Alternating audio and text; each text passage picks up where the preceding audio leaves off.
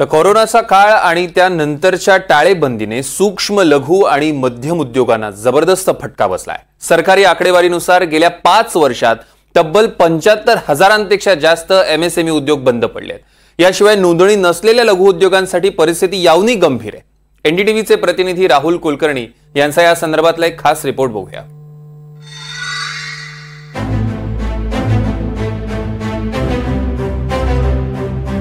एकेकाळी जिथं कामगारांची गर्दी असायची, उत्पादनं सुरू असायची, तिथं आज शुकशुकाट आहे। भारतातल्या मध्यम आणि लघु उद्योगांना कोरोना आणि टाळेबंदीमुळे मोठा धक्का बसला। त्यानंतर वाढती महागाई, कर्जाचा भार आणि मागणी घटल्यामुळे तब्बल 75,082 एमएसएमई उद्योग बंद पडले। तब्बल 75,000 एमएसएमई छोटे आणि लघु उद्योग बंद पडले आणि त्यातले केवळ 35,000 एकट्या गेल्या वर्षी बंद पडलेत, म्हणजे दुपटीच्या संख्येने गेल्याच वर्षी बंद पडलेले। अशी परिस्थिती ही लघु उद्योगासाठी चिंताजनक आहे आणि ही परिस्थिती कोरोनानंतर अधिक गंभीर होत गेलेली आहे।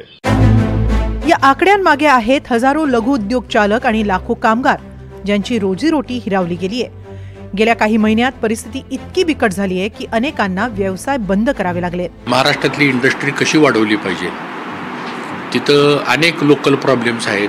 काही कामगारांचे प्रश्न आहेत, काही एम्प्लॉयमेंटचे प्रश्न आहेत, काही खंडणीचे प्रश्न आहेत, काही दादागिरीचे प्रश्न आहेत। सांगतो बऱ्याच ठिकाणी उद्योजकाला आणण्यासाठी रेड कार्पेट दिलं जातं, चालवण्याकरता ब्लॅक कार्पेट असतं।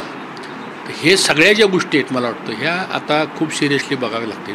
काही थोडेसे कायद्यामध्ये बदल करावे लागतील आणि हे जे काही एक्स्टॉर्शन चालतं बऱ्याच ठिकाणी, आता आपल्याकडे रांजणगावची MIDC, चाकणची MIDC, तर हे घटना घडतात, नाही असं नाही।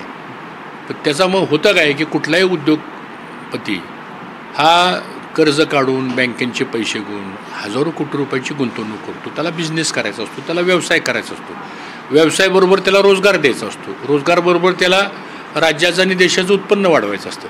तर त्या अँगलनी ह्या छोट्या मोठ्या व्यवसायाकडे पाहिलं पाहिजे असं माझं मत आहे। उद्योग मंत्री मात्र महाराष्ट्रातील 70,000 उद्योगधंदे बंद पडलेत या माहितीबद्दलच शंका व्यक्त करतायत। नाही, आता मला असं वाटतं की हा आकडा कुठला तुमच्याकडे आला मला माहित नाही। 70,000 उद्योग बंद पडले, हे नवीन आकडे येत आहेत, त्याचा मी अभ्यास करेन आणि अभ्यास केल्यानंतर तुम्हाला उत्तर देईन। पण आजच्या दिवशी माझ्या दृष्टीनं छत्रपती संभाजी महाराजांच्या स्मारकाचा विषय हा महत्त्वाचा आहे। उद्योगांचा तर आहेच आहे, परंतु 70,000 आकडा कुठला आलेला आहे तो मी सोमवारपर्यंत तपासून बघेन।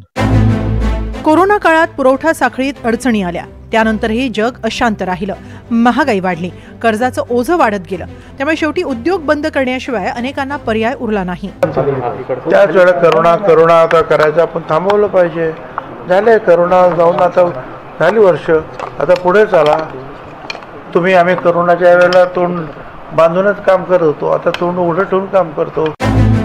ही परिस्थिती पाहता एमएसएमई उद्योगांसाठी सरकारनं काही योजनांची घोषणा केली आहे। 2025-26 पर्यंत नवीन म्युच्युअल क्रेडिट गॅरंटी योजनेअंतर्गत 1 ते 1.5 लाख कोटी रुपयांचे पतहमी कवच दिले जाणार आहे। पण त्याचा उपयोग होईल अशी बाजारात स्थिती आहे का?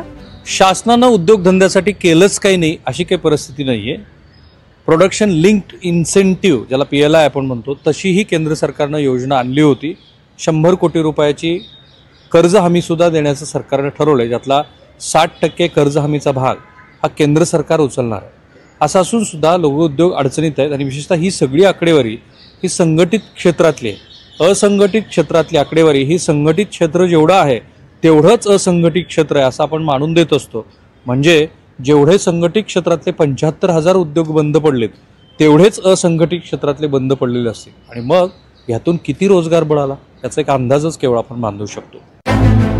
शासकीय आकडेवारीनुसार भारतभरात सुमारे 6 कोटी एमएसएमई उद्योग आहेत, पण त्यात 75,000 पेक्षा जास्त उद्योग बंद पडलेत। म्हणजेच एमएसएमई क्षेत्र अजूनही संकटात आहे।